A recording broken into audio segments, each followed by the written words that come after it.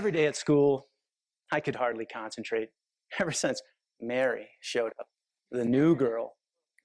She was amazing and beautiful, and I was completely in love with her. You know, the kind of giddy schoolboy love where your head is in the clouds, your mind is a fog, you can't think of anything, butterflies in the stomach.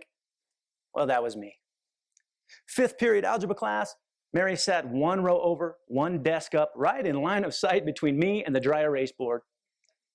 That's probably why I failed algebra that semester. But I did study. I studied things like Mary's long flowing hair, her cute little quirks and mannerisms, and that smile.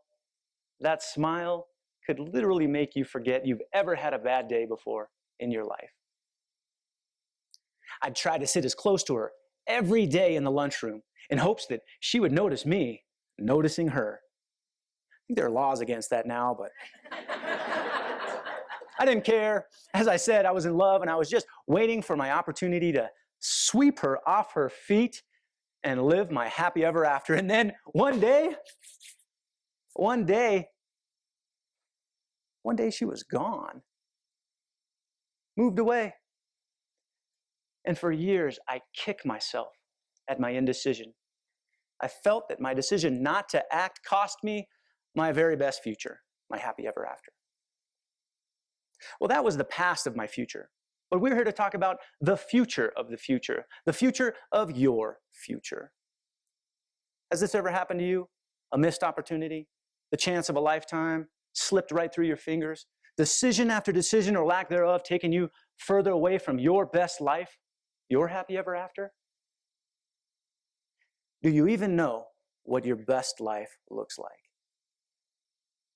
Now, I've asked hundreds, if not thousands of people that very question all across the country. And do you know what I get? Most oftentimes, blank stares, as if they've never even pondered the question.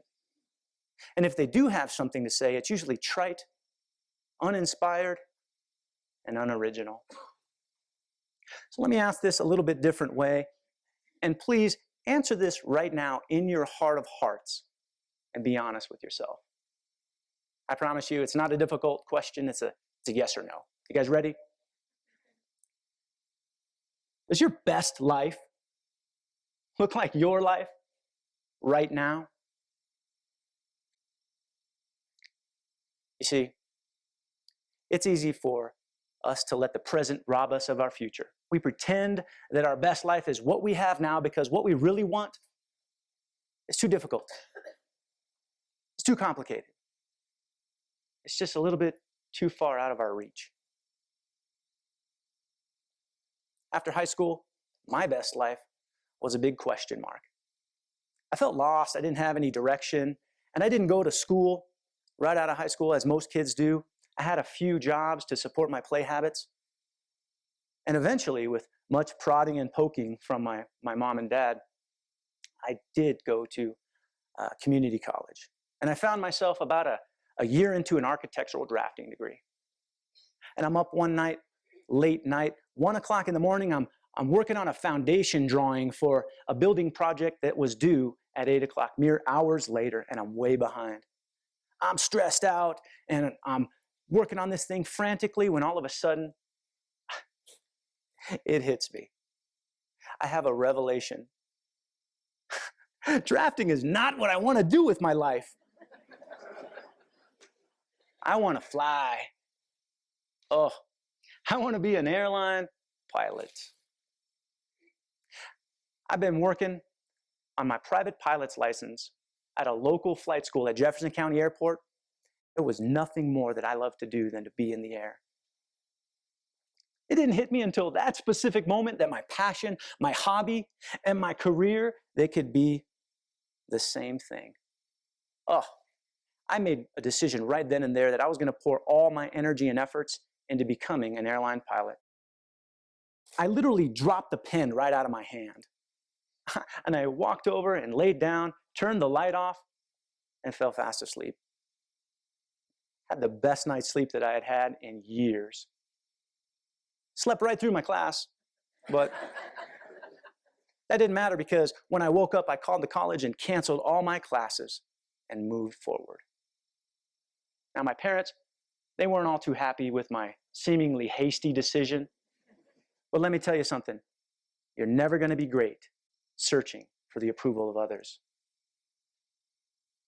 7 years later, I realized my dream as a jet pilot when I stepped on board a Canadair regional jet for Delta Connection as a first officer on my very first flight.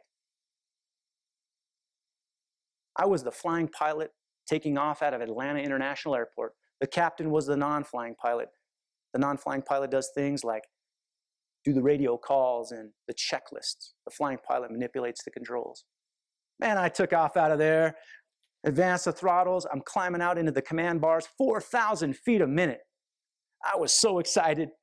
I had a grin from ear to ear. You would have thought I ate a banana sideways. I could hear the controller call me now. Scan layer 3252, turn right heading 280, climb and maintain flight level 350, contact Atlanta Center 132.5, good day. I reach over, spin in 35,000 feet in the altitude alerter, look over at the non-flying pilot, flying pilot. And as I'm captivated in the moment and looking out, I realized that it was that one decision that I had made 7 years earlier at that drafting table that made my dream a reality. One decision can change your life. In any moment of decision, the best thing you can do is the right thing. The next best thing you can do is the wrong thing. And the worst thing you can do is nothing. All too often, people sit in the stands in this game of life, looking down, never really doing anything. So what I'm going to do is I'm going to roll you through the decision process so that when you leave here, you're going to be able to live a more inspired life. Dare I say, your best life. And it starts by realizing where you're at right now and facing that still small dissatisfaction within your heart. And realize that decisions have power. And you are the architect, the builder of this thing. You're right where you're at because of the decisions you've made, whether good or bad. If anything, I'm living proof of these three things. 1, your decisions create your outcome. 2, those outcomes, they're not always predictable. 3, even the decisions you make about those outcomes, they're still yours to make. Now, as I said, I was an airline pilot, but I loved everything aviation. In fact, I got a job at a maintenance shop, building and repairing and painting and refabricating parts. I thought it would round out my aviation knowledge quite well. In 2013, I got a chance to purchase a glider trike from a friend of mine.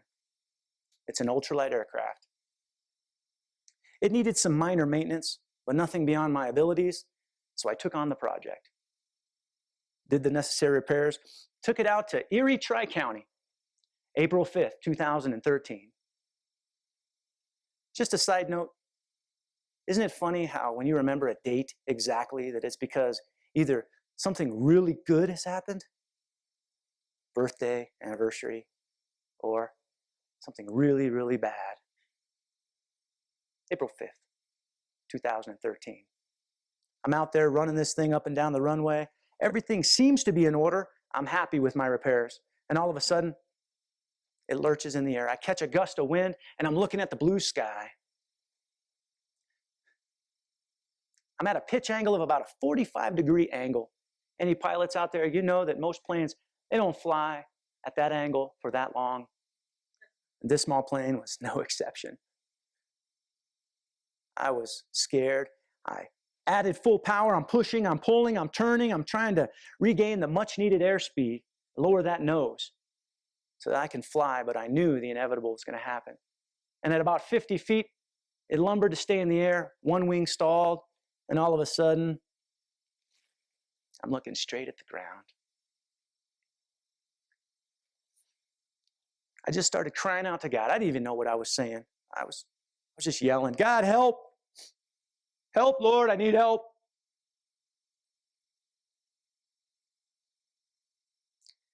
And right before I hit the ground, So one thought went through my mind: I will never forget it. This is going to hurt. A lot. And then I impacted the ground. So I'm laying there in this mangled mess. And good thing I was on the airport property, because the Flight for Life helicopter seemed to be there in a mere 10 minutes.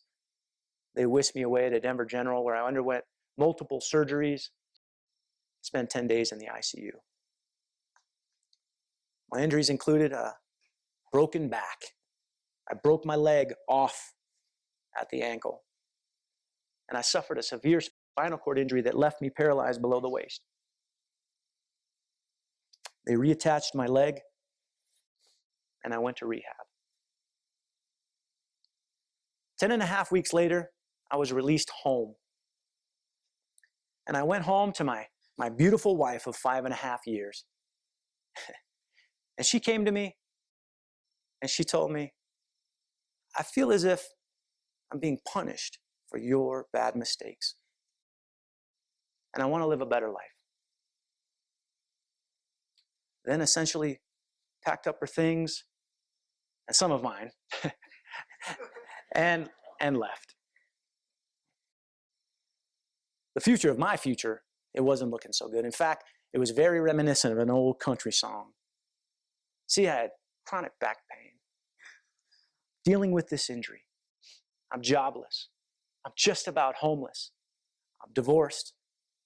I've lost everything I love to do in this life, but at least I got to keep my dog. Oh, Mr. Ty.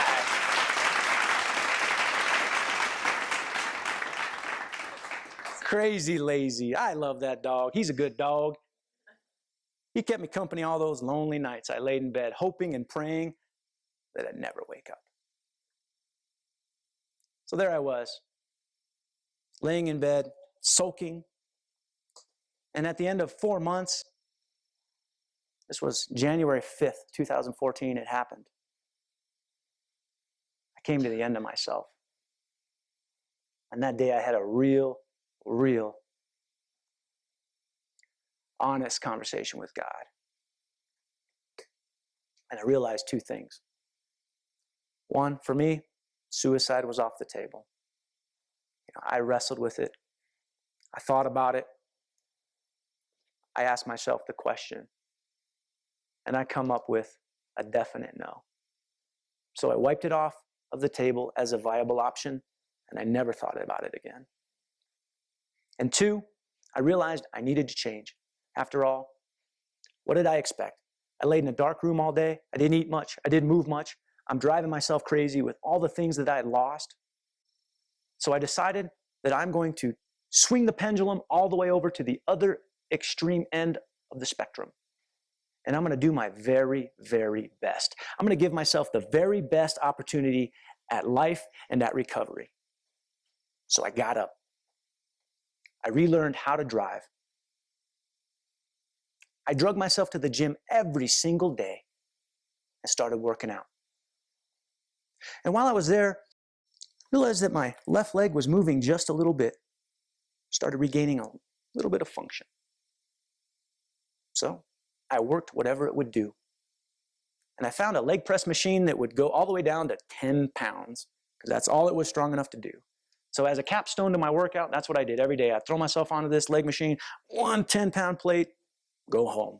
Months and months, that's what I did. And then one day, it was twice. And then it was 3 times.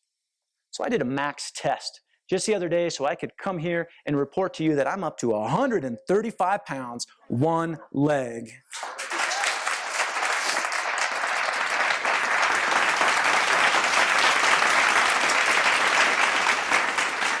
Thank you. And aside from my lower extremities, my upper body is gaining. I can bench 300 pounds. I weigh 140 pounds. My trainer and I do 500 and 600 dips as a pre-workout. And to keep me motivated in the gym, I decided to do a wheelchair bodybuilding competition. I didn't even know they had such a thing.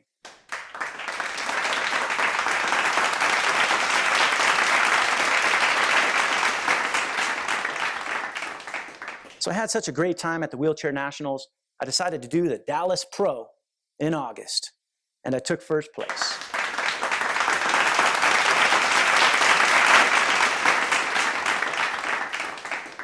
And then at the end of August, I decided to do another one right in our own backyard in Loveland, Colorado, the Warrior Classic, and I took first place.